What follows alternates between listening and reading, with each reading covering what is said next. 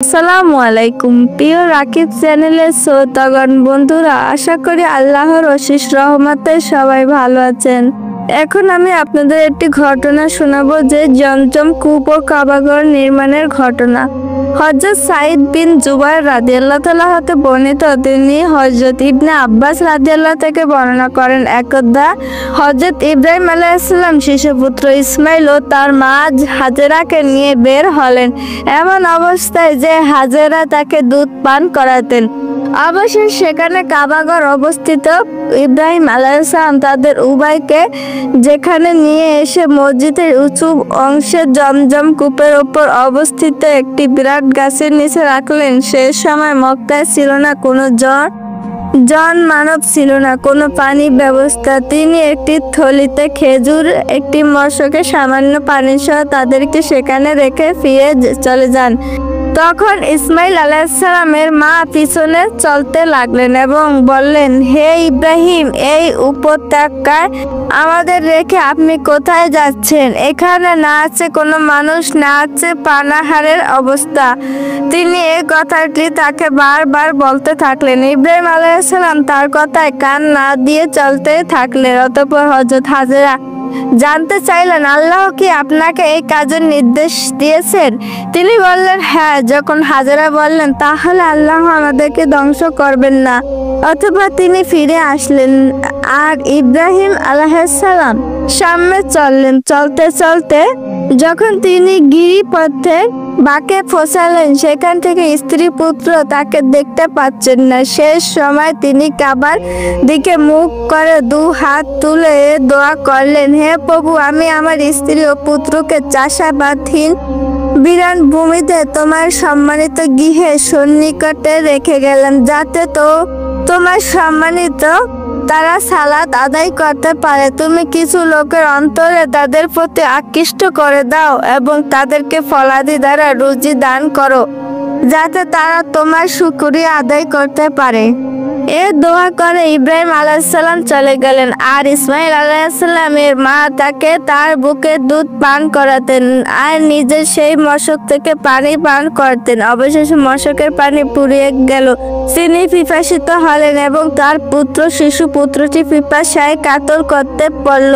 তিনি শিশুটির দিকে দেখতে লাগলেন, তৃষ্ণায় তার বুক ধড়ফড় করছে। অথবা বর্ণনাকারী বললেন, যে মাটিতে পরে ছটফট করছে। শিশুপুত্রটি করুণ অবস্থায় প্রতি তাকানো অসহনশীল হওয়া তিনি সরে গেলেন আর তার অবস্থায় নিকটবর্তী পর্বত সাফাকে একমাত্র তার নিকটতম পর্বত হিসাব পেলেন। অতঃপর তিনি ওপরে উঠে কাউকে খুঁজে পাওয়া যায় কিনা তা দেখতে লাগলেন। কাউকে না পেয়ে সাফা পর্যন্ত নেমে গেলেন। এমনকি যখন নিচু ময়দানে পর্যন্ত পৌঁছাল, তখন তিনি তার কামিজের এক প্রান্তে তুলে ধরে একজন ক্লান্ত শান্ত মানুষের মতো ছুটে চললেন।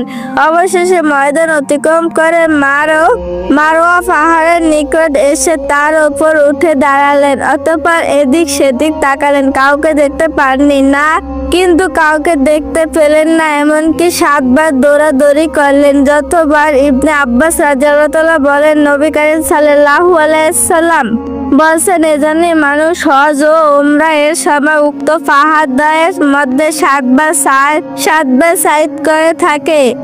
এরপর তিনি যখন মারওয়া পাহাড়ে উঠলেন, তখন একটি শব্দ শুনতে পেলেন এবং তিনি নিজেকে বললেন, একটু অপেক্ষা কর। তিনি এক গোষ্ঠীতে মনোযোগ দিয়ে শুনে বললেন, তুমি তো তোমার শব্দ শুনিয়েছ। তোমার কাছে কোনো সাহায্যকারী থাকলে আমাকে সাহায্য করো।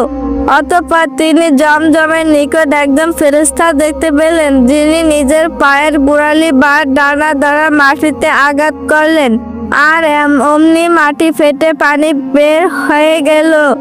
যখন হাজেরা রাদিয়াল্লাহু তাআলা হাজেরা আলাইহিস সালাম চারপাশে নিজ হাতে বাঁধ দিয়ে এক হাউজের ন্যায় করে দিলেন এবং কোষ দ্বারা মশকটি ভরে নিলেন, কিন্তু তখন তার পানি উপসে উঠতে থাকলো।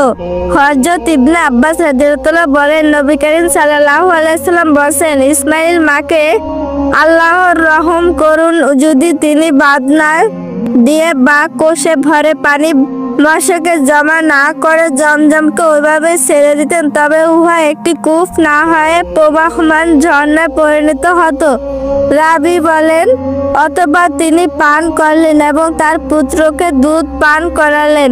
ফেরেশতা তাকে হাজরা বললেন, আপনি ধ্বংসের ভয় করবেন না, কারণ এখানে রয়েছে আল্লাহর ঘর। এই শিশুটি এবং তার পিতা দুজনে মিলে একজন এখানে ঘর নির্মাণ করবে এবং আল্লাহ তা আপনাদের আপন জনকে ধ্বংস করবে না। ওই সময় আল্লাহর ঘরের স্থানটি জমিন থেকে টিলার মতো উঁচু ছিল। বন্যা আসার ফলে তার ডানে বামে ভেঙে যাচ্ছিল। এরপর হাজরা এভাবে এখানে দিন যাপন করতে থাকেন। অতঃপর এক সময় জুরহুম গোত্রের একদল লোক তাদের নিকট দিয়ে অতিক্রম করছিল। অথবা রাবি বলেন, জুরহুম পরিবারের কিছু লোক কাদা নামক উঁচু ভূমিতে পথ ধরে এদিকে আসছিল। তারা মক্কার নিচু ভূমিতে অবতরণ করলো এবং এক ঝাঁক পাখিকে চক্রাকারে উঠতে দেখতে পেল। তখন তারা বলছে, নিশ্চয়ই পাখিগুলো পানির ওপর উঠছে। আমরা এই ময়দানের পথ হয়ে বহুবার অতিক্রম করেছি কিন্তু এখানে কোনো পানি ছিল না। তখন তারা একজন কি দুজন লোক সেখানে পাঠালো। তারা সেখানে গিয়ে পানি দেখতে পেল। তারা সেখানে থেকে ফিরে এসে সকলকে পানির সংবাদ দিল। সংবাদ শুনে সবাই সেদিকে অগ্রসর হলো। রাবি বলেন, ইসমাইল আলাইহিসসালামের মা পানির নিকট ছিলেন। তারা তাকে বলল, আমরা আপনার নিকট স্থায়ী বসবাস করতে চাই, আপনি আমাদেরকে অনুমতি দিবেন কি? তিনি জবাব দিলেন, হ্যাঁ, তবে এই পানির ওপর তোমার কোনো অধিকার থাকবে না। তারা হ্যাঁ বলে তাদের মত প্রকাশ করলো। হযরত ইবনে আব্বাস রাদিয়াল্লাহু তাআলা এই ঘটনা হযরত ইসমাইল আলাইহিস সালামের মাকে মানুষের সহচর্য থাকার সুযোগ করে দিল। অতঃপর তারা সেখানে বসতি স্থাপন করলো এবং তাদের পরিবার পরিজনের নিকট সংবাদ পাঠালো। তারপর তারা এসে তাদের সাথে বসবাস করতে লাগলো। অবশেষে সেখানে তাদেরকে কয়েকটি পরিবার বসতি স্থাপিত হলো। আর সেখানে ইসমাইল আলাইহিসসালাম যৌবন উপনীত হলেন এবং তাদের কাছ থেকে আরবি ভাষা শিখলেন। যৌবন পদার্পণ করে তিনি তাদের কাছে অধিক আকর্ষণীয় ও প্রিয় পাত্র হয়ে উঠলেন। অতঃপর যখন তিনি পূর্ণ যৌবন লাভ করেন, তখন তারা তাদের একটি মেয়ের সাথে ইসমাইল আলাইহিসসালামের বিবাহ দিলেন।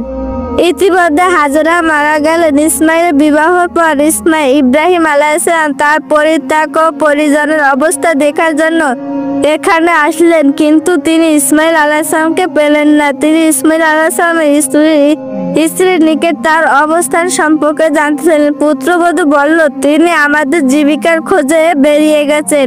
অথবা তিনি আমাদের জীবিকা অবস্থা জানতে চাইলেন। তখন ইসমাইল আলাইহিসসালাম স্ত্রীর দুর্দশার অভিযোগ করে বলল, আমরা অতি দুরবস্থা, অতি টানাটানি ও খুব কষ্টে আছি। এই কথা শুনে ইব্রাহিম আলাইহিসসালাম বললেন, তোমার স্বামীর বাড়ি আসলে আমার সালাম দিয়ে এবং তার ঘরের চৌকাঠ বদলি করে নিতে বলবে।